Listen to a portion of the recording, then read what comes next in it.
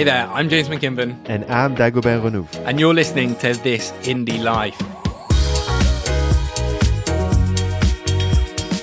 This Indie Life follows the journey of two indie hackers as we navigate the good, the bad and the ugly, attempting to turn our indie hacker dreams into reality.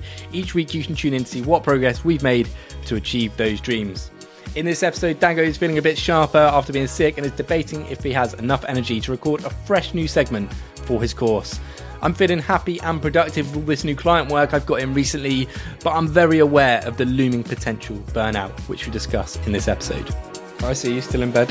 Yeah, still in bed because, well, I had a big exhausting day today because I had to go to the doctor.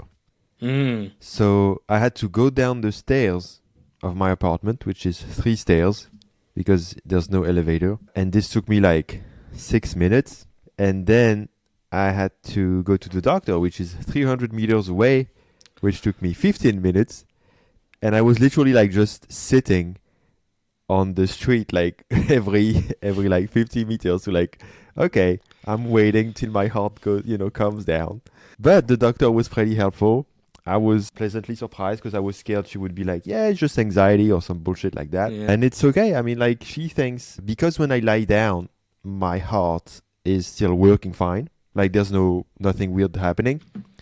It's only when I get up or when I sit. So it's fucked up, but at least it's not all the time.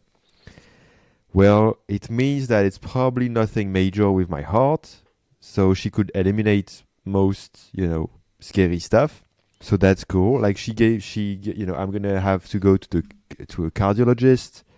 I'm going to get blood work done tomorrow. I'm going to do some stuff like that. But she thinks it could be long COVID or like it's basically very similar to what you get after an infection. And then you get chronic fatigue from it, something. There's nothing to do. I just wait. I'm a bit disappointed you see me like that because the first 2 days of the week, I was feeling way better. I mean, I was stuck in bed, but I was feeling way better. Because mentally, I changed my diet like completely. In a few days, I stopped having this brain fog. So now my mind is sharp, which is a huge win for me because like I spent weeks with like, I don't even think. So now I at least have my mind. So that's a good news. And yeah, it seems like there's no major thing with my heart. So, that's what it is. Again, I'm sorry that it's still happening. It's horrible to sort of see it. I respect you jumping on the pod every time. We sort of both text each other before saying, I'm so tired. And I'm like, I'm so tired too. But you are like physically exhausted every day. So when you say the first couple of days this week, your mind was sharp, does that mean you could do a lot of the work or are you still getting really tired despite your mind being a bit sharper? I basically learned that if I get up, I get tired. So I try to not get up. Like Monday, a couple of days ago, I thought, okay, I'm going to push myself. I'm going to sit on the chair for 30 minutes and work. And after 5 minutes, I was feeling dizzy. So I had to go back to bed. But yeah, what I mean is that I think Monday I worked like 7 hours from bed. Like regular work, like Twitter, like accounting, whatever I needed to do for the startup. So that was a big relief for me that I can do that and it didn't tire me as much. It really didn't tire me more than a regular day when I was good. So that's a big, again, because for me, like my main preoccupation, my main worry is if I get so bad that I can't work, then everything collapses. Yeah. The startup, the revenue, everything. It can last for a few months without me, but then eventually it will just die off. That's how I definitely felt when I was having the like mental health struggles last year, where you lose a day and then a week and then months. And for me, like where I'm getting most of my income through client work, I actually felt this on Monday. I can't leave it. And that's why I got in such a bad situation, because as I stopped working, it just got worse and worse and worse and it spiraled. And on Monday, where I've increased my client work so much, I had a bad mental health day. It just happens. I've just got to realize that it happens, and dealing with it is a challenge. Monday, I didn't do any of my client work, and it set me a day behind. I was so fortunate that on Tuesday, yesterday, I got back up and I was straight back on the work.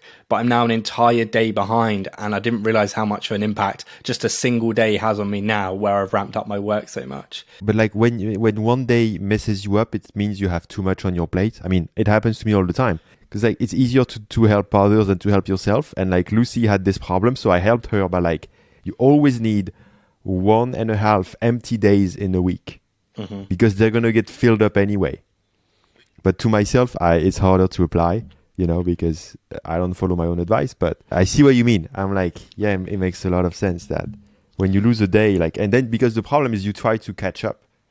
Yeah. So I think what helps me is like to kind of like give up. Like what I didn't do during that day, well, I didn't do it. And maybe I'll plan it again next week, like if it's possible. But it depends on, like, it's not always feasible. But so what have you been doing on your Monday and Tuesday when you're feeling sharp and you're actually getting a full day's work? I first caught up with Twitter because I had spent like 1 week without replying to anyone almost, or only one day. And to me, it's not possible. Like if somebody writes to me on Twitter, I mean like not a DM, just like replies to one of my tweets or asks me something, I need to reply to them. I don't want to let anyone down. It's like my thing with Twitter. Like I feel like it's not just a strategy. It's more like I feel so grateful that people give a shit or like want my advice. So like I feel like I owe it to them. So basically Monday, I spent like 3 hours replying to all the notifications I hadn't replied to. I remember I scrolled down the notification screen up to like 6 days before, which for me is a lot because I get like between 50 and 100 per day. So that's like a lot of notifications. Yeah. And so, I just replied to a lot of people. That felt good. And then, I started getting in the rhythm of Twitter again, which felt oddly good because Twitter is stressful. Obviously, it's stressful. You engage with people, you get people replying back. Like it's like very stressful. But at the same time, for me, it's really cool to like engage, like connect with other people, instead of thinking always focused about me, I like start focusing on others. That's also a good way to avoid depression. Is like you focus on others instead of yourself. Yeah. Try to help others instead of, or like, whatever. So that felt really good to go back on the Twitter track of like, because I usually do like 2 hours of Twitter per day and I hadn't done it for a week. So going back to that rhythm felt really good. Engaging again, seeing some of my tweets because I still have basically 2 weeks of tweets in the backlog. But like the goal of this week, which, well, I went to the doctor. So like just that is fucked me for the day. So the day wasn't productive. But my goal of the week is to write more tweets because my mind can again. Like literally last week, I couldn't write a tweet. I mean, I could write a reply, but like come up with like an idea, too exhausting. So I couldn't do it. So I was very desperate. I'm like, shit, if I can't write tweets, I'm fucked. But it's back. So like my week is to write tweets. I was hoping for doing like my course update, because I need to update the course for the changes in the algorithm. I have a big plan for that. But there's no way I'm going to sit on the chair and talk in front of a camera. Like it's not possible. So I wonder how I can make that, because I still want to give the value to the people. I think it's more important to give the value, even if the form is bad. So I wonder if I can do that from my bed. That would look really shit and I would be disappointed compared to the production quality of the rest of the course. But, I'm going to try to figure something out to do it next week. Well, Dago, there's 2 ways you can approach this. First of all, you've already given people a lot of value for the money they're getting with the course. You're doing more than most people do for one-time purchase courses by consistently updating it and adding value. And people aren't expecting more. I know you want to do it because you're a good guy and you want to provide that value. But now it's not just that. It's also strategic. Like it's also because it allows me to make a new launch of the course. Yeah. By the way, we just reached like 1,000 sales. Congrats. Yeah. And I was like, and it's also like strategically, a lot of people don't buy the course because they're afraid it's not up to date with like the changes from Elon Musk.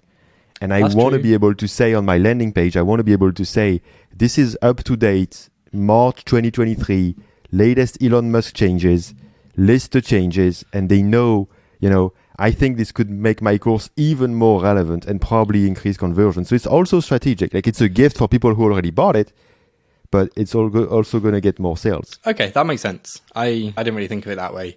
In that case then, yeah, do it from your bed. People won't worry because they'll still be getting the content and the value from it. And there's no point putting yourself in, like, ruining yourself physically by just wanting to do it from your chair. The audio still sounds great. It's still you giving the value. Like, the outcome that they'll get from this course is still the same. Yeah. And, like, a lot of people that are buying it are following you and might listen to this podcast. They might... Have you tweeted about what's going on? Yeah, I made a tweet about COVID last week. It actually helped me, find some supplements and changes in my diet that helped me, so that was really cool to get support from people. A couple of friends really helped me with that. So people are understanding of it, and the indie community is generally very supportive. So if you were to do it just from your bed to get it out there and to get yourself over the line, I think that's absolutely fine.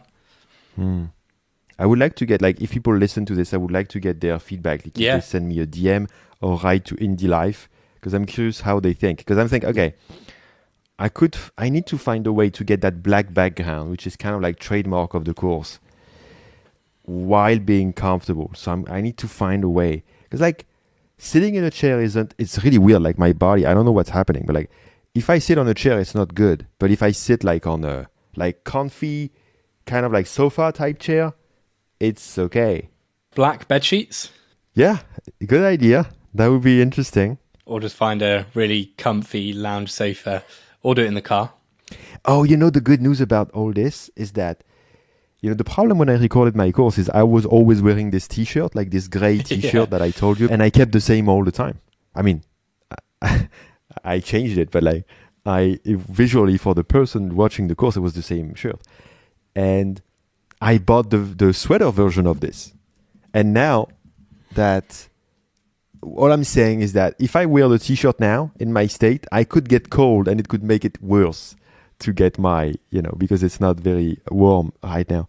So I'm just has this idea that, I can use the sweater of the exact same color and be like, this is the update. So now I have a sweater and I'm in a bed. Like I can, kind of like play on it. Yeah.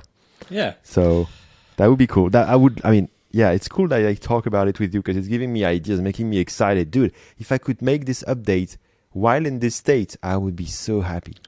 There we go. There's your answer. Make it happen. People will understand. But yeah, as you said, message Dago on Twitter or Andy at Indie Life Pod. Links are in the show notes. We want to hear from you. Dago needs to hear from you so you can get over the production value and just get it out there. So what's up with you now?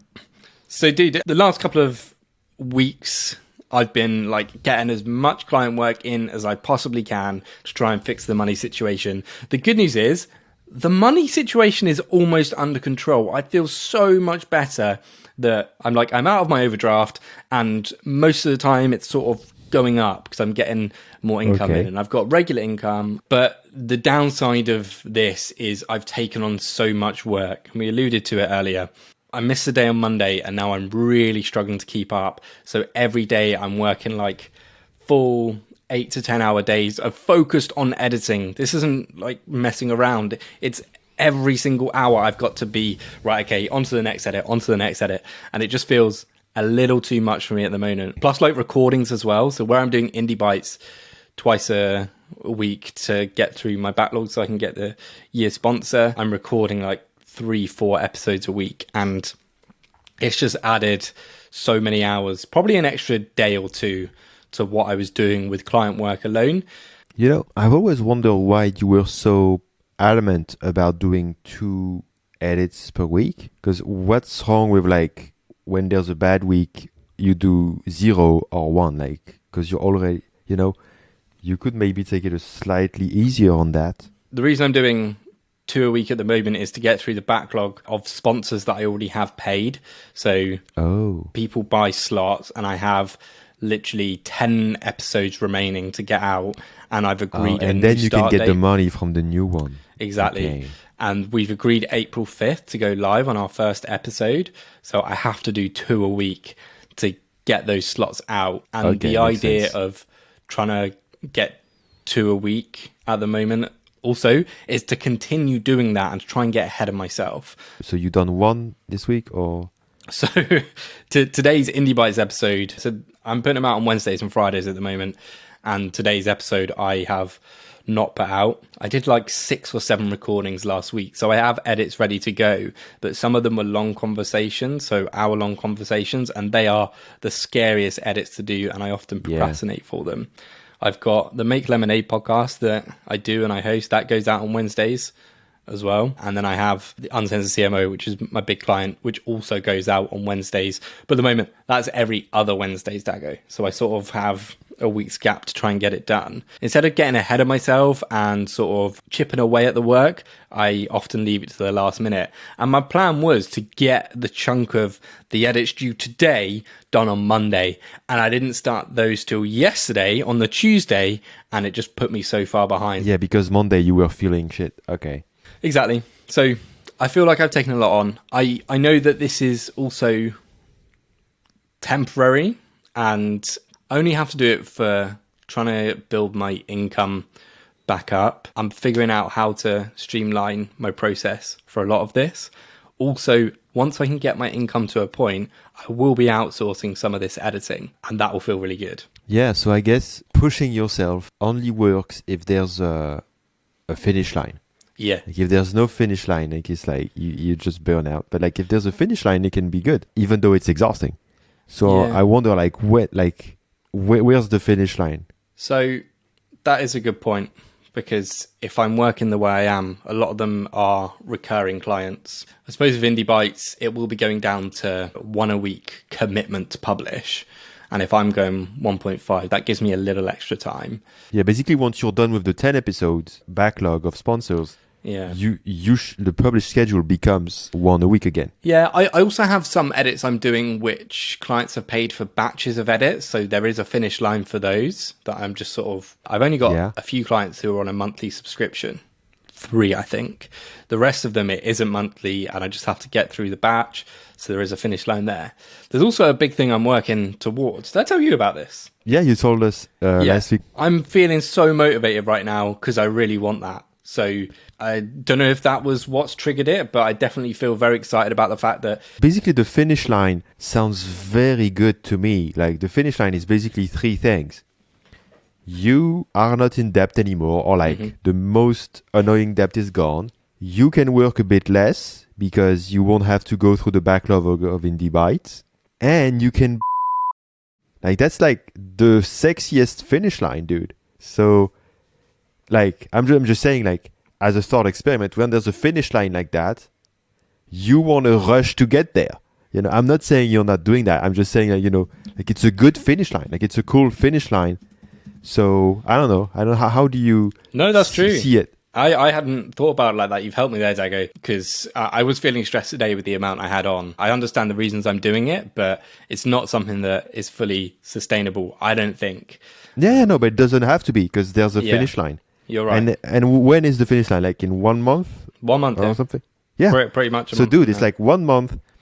I mean, that's how I felt, you know, when I launched the course. It was like, I mean, but the difference is there was no guarantee. Like, there wasn't certainty. I mean, everybody told me, yeah, your course is going to kill it, but who fucking knows? Like, you can literally launch and, you know, I mean, like, for example, the branding dominates Twitter. It's pretty aggressive. I didn't know it would work, you know. It was a risk. There was the risk that there's so many courses out there, nobody's going to care. So anyway, it wasn't certain, but I still felt like there was a finish line because at least it's behind me. Because, I mean, at least it's over. At least I can go back to my regular life. You know, I can have done this, given this thing I wanted to give to people. So what I'm saying is, like, your finish line sounds as good, if not better than this. So you have like one of the sexiest finish lines. So like you should like, I don't know, like this could be an amazing month, like just like a crazy good month of going after it. I mean, you know, I know it's not just that. I know it's not just motivation, you know, because I know it's like you burn out in the past. So it's kind of like traumatized you. It makes sense. There's like depression, like all of this. I get it a bit, but it's cool also to see the positive of like, okay, there's the finish line. And when you have this finish line, you have almost no debt and you can take it a bit easier. And you have like in a way better situation than you've ever been in years. Yeah. I will say though, I am feeling great about being so productive and having so much on. I'm like aware of the burnout potentially, but I have missed this feeling.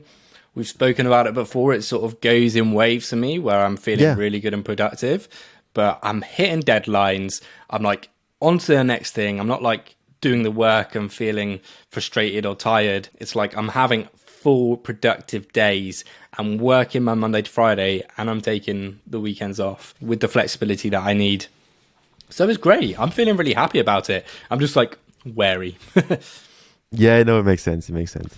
Cool. I don't know, about burnout. To be honest, like I questioned maybe I'm burning out, like with my disease that I have, but I don't think so because I took like 10 days off, played video games, slept all day, still didn't feel better. So I don't think it's burnout. But and I'm like kind of relaxed now that we make money. I'm saying this because I don't want to give wrong advice about burnout. So take what I say with like pinch of salt. Is that what you say? Whatever. Pinch of salt, grain of salt. Okay, grain of salt. Yeah, and we say pinch of salt. My camera's died. 1 sec. I can fix this. Oh wow, funny. I saw it. I forgot to put it on charge. 1 sec. Please keep this in the edit. It's funny. I'm speaking to a ghost now. Spooky James. That's what you get when you use a fancy recording setup and not just a shitty MacBook camera like me. You brought this on yourself. Yeah, I'm using this for every recording right now. I'm going to need to get new batteries because I bet I'm killing them. Oh, look, I've got three batteries on this. Okay, you're back. Zooming in. Nice. I can deal with that. There you go. Yeah, no, I don't want to give like bad advice about burnout, but so be careful. But I don't think you can burn out if it's just 1 month and the finish line is awesome. It seems like if you push, it's only going to be awesome. Like it's going to be exhausting, but at the end, you're going to celebrate, you're going to be happy. So if I could, because I fucking can't, but I would push, in that situation. Definitely. That seems like... Well, the Indie Bite sponsor, we said it was signed and agreed last week. I'm still going to announce it. I just wanted to put a few more things in place. The good thing is I am excited about all the episodes I'm doing again. And there is a thing that where I'm being paid up front for 6 months, that it might feel a little bit like a slog, but I'm enjoying just having these conversations with indie hackers again. It seems like it's changed a lot for you in the past month. And like, it's very good to see that you found your kind of like passion again for it. Like it seems, it's not just about finding your passion. It's more like, I think you were like into deep kind of like sacrifice about it. Like with the money, it was too much weight on your shoulders. You couldn't enjoy anything. I think it's more that. And that by lifting that up and having hope that it's going to go away, everything looks brighter. So that's awesome. Well, where I was like trying to strip back everything, I just felt like devoid of fun. So when I sold my motorbikes and my car, I was like, what's the fucking point in doing all this? And then it got like really low when I went on that ski trip. And I was like, fuck, I don't want to live like this. And then it triggered me. I was like, well, why don't you find a way to get a fucking new car? And why don't you fucking find a way to pay off your debt? And then you have something to work towards instead of just being miserable and like trying to... So I've got a positive goal there and I'm enjoying. I'm really proud of you, dude. That's awesome. I'm really proud of you.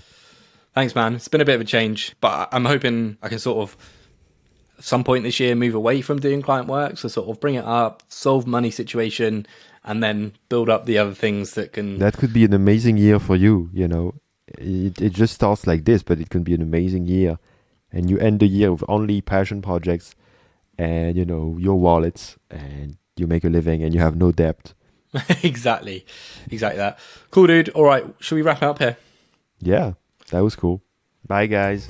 Thank you for listening to this episode of This Indie Life. Hope you enjoyed the chat between myself and Dago. If you've got any questions or feedback, Dago asked you some in this episode, make sure you send us a message on Twitter. Our handle is @IndieLifePod. I'll pop a link in the show notes for you. And if you want to watch our beautiful faces instead of listen, a reminder that the pod is on YouTube. That's all from me. Stay indie. James out.